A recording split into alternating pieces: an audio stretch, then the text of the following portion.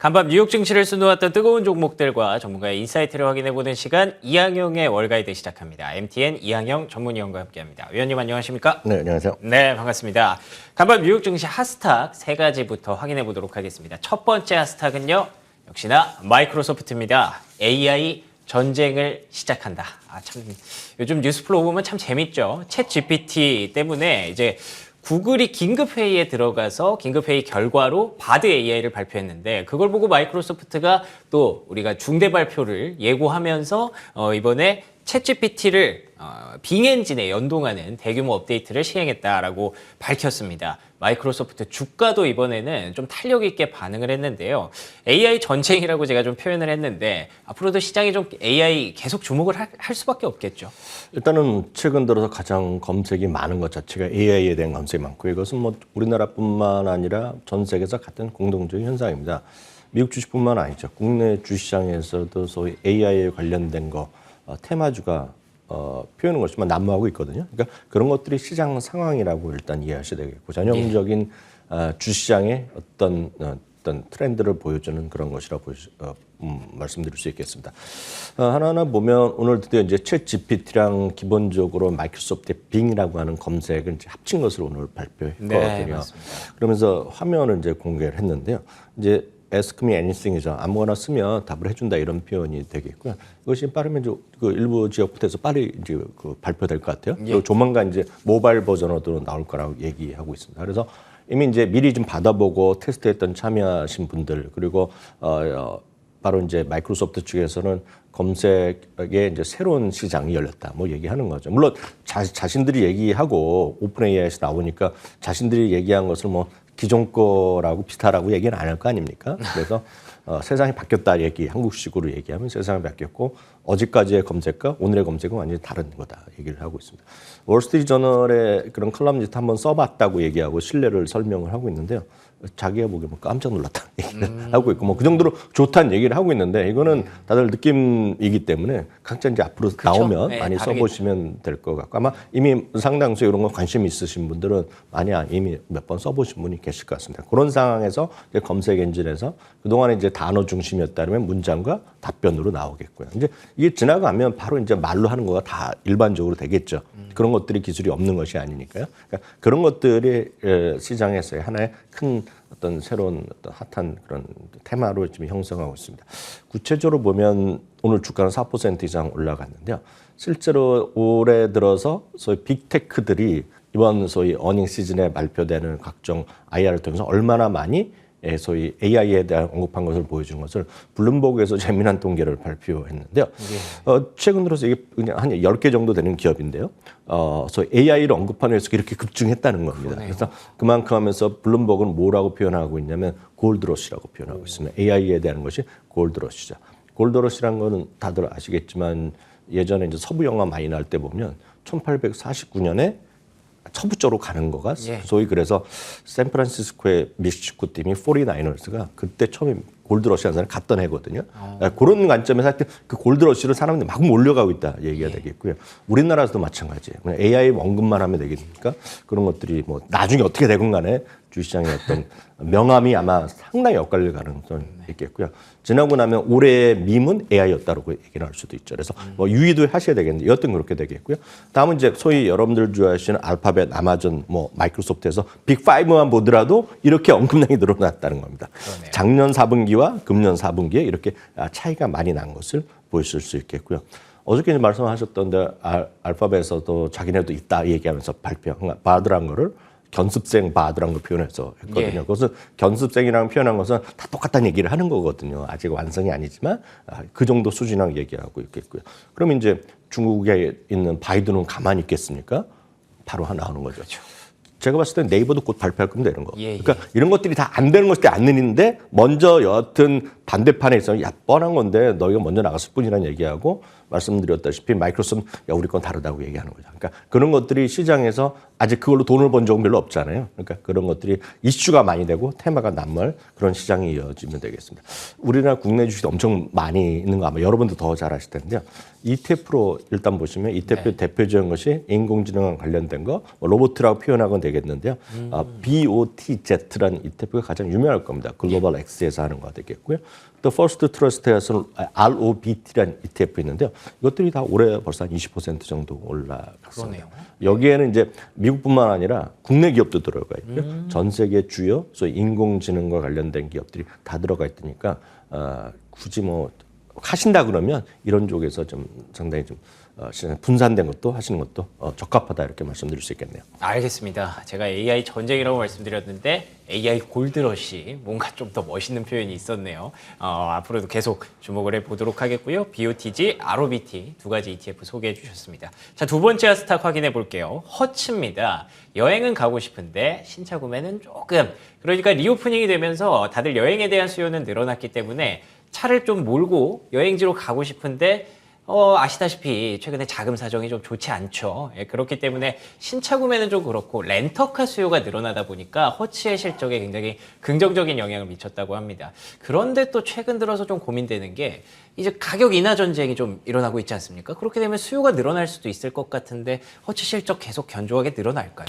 그거는 뭐 당장 우리가 판단하기 쉽지 않습니다. 다만 오늘은 기대 이상의 실적을 발표한 건 맞고요. 예. 가이던스도 기대 이상이 나왔기 때문에 주가는 올라갔습니다. 다만 워낙 이제 주가가 그동안 어려운 시절을 많이 겪은 거는 다들 아실 것 같습니다. 그러네요. 여러분들이 보통 이제 그 법인 수요 같이 해서 장기 렌트 하시는 분을 제외하고 언제 여러분들 렌트를 하십니까?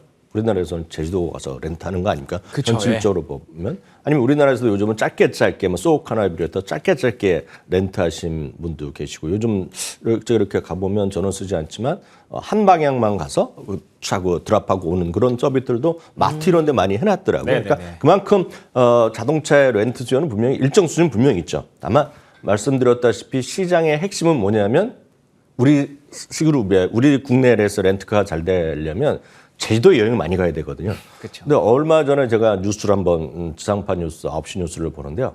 지금 제주도 렌트카가 사업이 아주 폭망하고 있다고 합니다. 아, 그래요? 왜냐하면 많은 사람이 갔던 사람들이 지금 해외를 많이 가잖아요.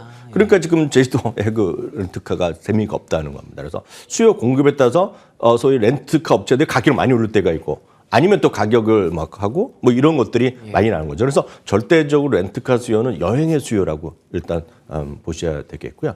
특히 이제 우리나라는 웬만하면 이제 그 제주도 정도인데요. 해외는 일단은 워낙 땅덩이가 넓다 보니까 어디 여행 수요에 그리고 기업 법인들이 출장 가서 하는 수요들이 많이 있을 것이 되겠고요. 진짜 돈이 되는 것은 미국으로 여행을 많이 오는 수요거든요. 미국으로 많이 가서 여행을 가서 그 사람들이 장기적으로 렌트할 수도 있고 여러 가지가 있겠습니다. 그래서 그 부분을 얘기했는데요.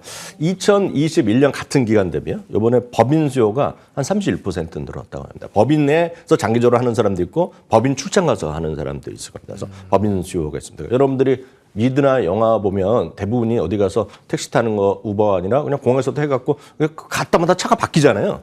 그 지역마다 가면 그다 렌트하는 거잖아요 지금은. 그러니까 출장을 많이 가고 여행을 많이 가면 늘어나는 거 되겠습니다. 그게 31%가 늘어났고요. 특히 이제 외국 사람이 미국에 와서 이제 여행할 때 보면 이제 그게 수요가 커지는데요. 전년 대비 88%가 늘어난 겁니다. 그러니까 그게 엄청나게 외국 사람들이 인바운드죠. 우리 식으로 얘기하면 외국 사람들이 미국에 와서 그런 렌트카를 빌리는 거 그것이 이제 88%가 늘어났고요. 또 하나는 이제 우리나라는 약간 개념이 다르죠. 우리나라 이제 불법화돼 있어서 우리나라 사업이 약간 다르게 되겠지만 우리 흔히 얘기해서 공유 서비스 하는 거요. 우버나 예를 들어서 리프트 하는 분들은 자기 차를 갖고 와서 비즈니스를 하는 거잖아요. 그러니까 자기 차를 직접 사는 분들도 있고 시기적으로 와서 예를 들어서 렌트를 해서 하는 분들이 있죠. 그래서 그런 수요가 또 꾸준히 더블이 100%가 늘어났다고 합니다. 그러니까 그런 것들이 전반적인 수요가 회복되고 있다는 거 보셔야 되겠고요. 그런 관점에서 가이던스도 올려놨기 때문에 일단 허츠도 그 큰 고생은 좀 마디에 어려운 시간은 끝나가는 거로 좀 이해하셔도 저는 괜찮을 것 같습니다. 알겠습니다. 마지막 말씀이 좀 핵심적으로 느껴지네요. 지난해 너무 힘들었기 때문에 그 고생들이 조금 끝나가는 상황으로 이해해 주시면 좋을 것 같습니다. 자, 그리고 마지막으로 보잉 확인해 보도록 하겠습니다. 올해 1만 명, 10,000명을 채용할 것이다. 그래서 2,000명을 줄일 것이다. 뭔가 좀 기대도 되고 좀 무섭지 않습니까, 여러분들? 그러니까 올해 확실히 좀 보잉이 장사가 잘 되는 것 같습니다. 10,000명 정도 기술직을 더 채용할 거라고 얘기를 했는데 보니까 이제 뭐 인사, 재무 이쪽에 너무 비대해져 있었다는 거죠. 그래서 팀장한테 지시가 내려갔답니다. 하위자 10%를 책정해서 올려라. 그러면 아마 이 사람들이 나가게 되는 거죠. 예. 화이트 칼라가 이렇게 나가게 된다는 것도 참 대단한 그런 일인 것 같은데 어쨌든 주가에는 좀 호재로 작용을 했습니다. 근데 위원님 최근에 그 보잉 주가가 약간 상단이 좀 막히는 느낌이었는데 네네. 어떻게 이번 계기가 좀 잘 영향을 줄까요? 저는 긍정적인 시각을 갖고 있습니다. 물론 단기적으로 여전히 변동성이 분명히 있겠지만 장기적으로 보면 보잉은 뭐 살아나는 거로 보셔야 되겠습니다. 그렇다고 해서 2019년에 팬데믹과 상관없이 이건 떨어진 거거든요. 예. 팬데믹과 상관없이 두 번의 대형 사고로 인해서 737 맥스가 운행이 정지되면서부터 사단이 났던 건데요. 그렇죠. 그래서 이제 보잉은 나라에서도 자금을 지원받았고요. 배당도 못 줬는데 아직 먼 얘기지만 2025년부터 배당을 주기로 얘기를 했고요. 예. 그리고 캐시플로우가 상당히 순현금이 좋아지고 있다는 것입니다. 거기다가 오늘도 이제 말씀하셨다시피 생산 진급 뽑고 비효율적 부서라고 딱 찍었습니다. 네. 비효율적 부서가 어디냐면 금융 사이드나 우리식으로 얘기하면 인사부거든요. 그러니까 그런 쪽으로 이제 줄이겠다고 얘기하는 건데 말 자체가 효율성을 위해서 줄이는 거거든요. 그렇기 때문에 그거는 뭐 상당히 긍정적인 시각으로 일단 보셔야 되겠습니다. 당연히 작년 3분기 이후에 이제 흑자 전환하면서 규모가 커지고 있고 그럴수록 결국 순현금은 좋아지는 효과가 있을 것 같습니다. 월가의 목표 주가까지라도 아직까지는 좀 여유가 좀 있다라고 보셔야 되겠고요. 네. 특히 이제 보잉도 보잉이지만 하나 더 말씀드리면 보잉에 대한 비행기의 수요가 늘어나는 것은 전 세계 항공기의 수요가 여행객이 늘어나고 그렇죠. 그러다 보니까 이제 비행기가 많이 운항을 한다는 거 아닙니까? 그럼요. 그러다 예. 보니 비행기에 대한 수요가 늘어나는데요. 비행기의 수요를 계속 왔다 갔다 하면 비행기가 계속 날아다니고 뭐 이건 민간 항공기, 전투기도 마찬가지지만 그러면 결국은 여러분들이 닫고 조인다는 얘기 많이 하지 않습니까? 그럼 미리 AS도 해야 되고 고친 거, 고장난 거 고치고 이런 거 하지 않습니까? 그런 걸 하는 세계 최대 기업이 트랜스타임 그룹이라고 있습니다. 네, 트랜스타임. 네, 심볼은 TDG라고 있는데요. 네. 이게 알게 모르게 올라가고 있습니다, 지금요. 오늘 사상체육과를 가고 있거든요. 작년에도 내려간 적이 없어. 별로 하락이 없지. 오늘도 사상체육과를 갖고 있는데요. 보잉도 보잉이지만 이런 것도 여러분들 스터디 하시면서 좀 관심 갖고 이게 왜 도대체 오른지를 한번 공부할 필요가 있어 보입니다. 알겠습니다. TDG고요. 트랜스타임이라는 종목. 보잉과 함께 관심 있게 지켜볼 만한 종목까지 짚어주셨기 때문에 여러분들 아주 꿀팁을 하나 얻어가실 것 같습니다. 자, 그러면 이어서 이항영의 인사이트 오늘은 어떤 내용이 준비되어 있을지 한번 확인해 보도록 하죠.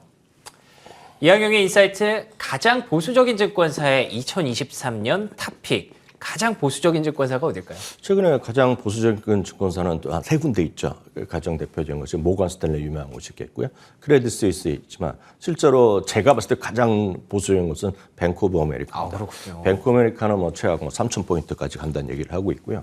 뱅크 오브 아메리카의 얘기를 들어보면 여러분들 미국 주식 할 마음이 없어집니다. 싹 사라집니다. 왜냐하면 앞으로 10년 동안 오를 게 없다고 얘기합니다. 와. 그만큼 과거 10년 동안 워낙 밸류에이션이 높게 올라갔고 앞으로의 10년은 어려운 10년이다. 그래서 이렇게 여러 종목별로는 차이가 있겠으나 유의해야 된다는 얘기를 하고 있고 가장 큰 요인은 역시 금리가 과거랑 앞으로 10년은 다르다 얘기를 하는 거죠. 아무리 내려봤자 3%뭐 이 정도라는 거죠. 그다음에 그런 관점을 보셔야 되겠는데 그들도 탑픽, 탑5로 올해의 주식을 얘기를 하고 있는데요. 예. 대표적인 것이 아마존, 데커스 아웃도어, 레이션 테크놀로지 그리고 여러분 좋아하시는 페라리랑 도미노 피자 이런 것들 아마 여러분들 한 두 개 빼놓고는 다 아실 것 같은데요. 레이션 테크놀로지는 대표적인 우주항공이자 방위산업입니다. 그래서 토마호크를 하는 기업인데요. 이 어떤 우주항공 방위산업에 대한 장기적인 성장성 그런 여러분들 베팅을 하는 거로 보고 있고요. 예. 아마존 주가 많이 떨어져 있지만 아마존의 시각은 마이크로소프트랑 알파벳이랑 비슷하게 엮는 사람들이 있습니다. 뭐냐면 성장주잖아요. 이런 것들 우리가 흔히 얘기해서. 그렇지만 이런 것들이 방어적인 성장주라는 겁니다. 방어적인 개념이 왜냐하면 이게 없이 살기가 쉽지 않다는 거죠. 마이크로소프트가 아무리 비싸가 떨어지더라도 여러분들 갑자기 윈도우를 안 쓰겠다. 이게 쉽지 않거든요. 파워포인트 없이 저희 방송도 안 돌아가거든요. 그러니까 그런 느낌으로 일단 이해하시면 되겠어. 방어적 성장주라고는 개념이 있다고 보셔야 되겠고요. 네. 데커스 아웃도어는 몇 번 말씀드렸다시피 호카라는 신발. 그리고 여러분들이 여성분들 좋아하는 억울한 걸 갖고 있고 네네네. 지금 많은 사람들이 뛰고 러닝에 대한 열풍이 전 세계에 불고 있고 그런 관점에서 요즘 많이 핫한 브랜드가 호카랑 뭐 서커니 이런 것들이 있거든요. 나이키 외에도 그러니까 그런 것들에 대한 관심을 좀 뱅크 오브 아메리카도 하고 있겠고요. 페라리는 이런 거죠. 전혀 진짜 시장 상관없이 사는 수요가 넘쳐난다는 거죠. 그런 것들에 대해서 페라리 심벌은 너무나 간단합니다. 레이스란 걸 갖고 있거든요. 예. 그러니까 페라리를 얘기하고 있고요. 피자는 뭐 그렇게 많이 먹는지 모르겠지만 도미노 피자도 여전히 이들은 탑픽으로 제시하고 있다는 거 참고하시면 되겠습니다. 알겠습니다. 앞으로 10년 동안 오를 것이 없다라고 얘기하는 뱅크 오브 아메리카에서도 올해 탑픽은 있었습니다. 전반적으로 레이싱 테크놀로지를 제외하면 다 조금은 방어적인 성향을 좀 갖고 있는 그런 종목들이 좀 보이네요. 아마존, 데커스, 그리고 페라리, 도미노 피자까지 확인해봤습니다. 자, 오늘도 이항영의 월가이드 시간 이항영 MTN 전문위원과 함께했습니다. 위원님 오늘 좋은 말씀 고맙습니다. 네, 굿모닝 글로벌 수요일 순서 여기서 마무리하겠습니다. 저희는 내일 아침 5시 55분에 돌아오도록 하겠습니다. 이어지는 출발 성공 투자 역시 계속해서 저희 MTN과 함께 해주시기 바랍니다. 시청해주신 여러분 고맙습니다.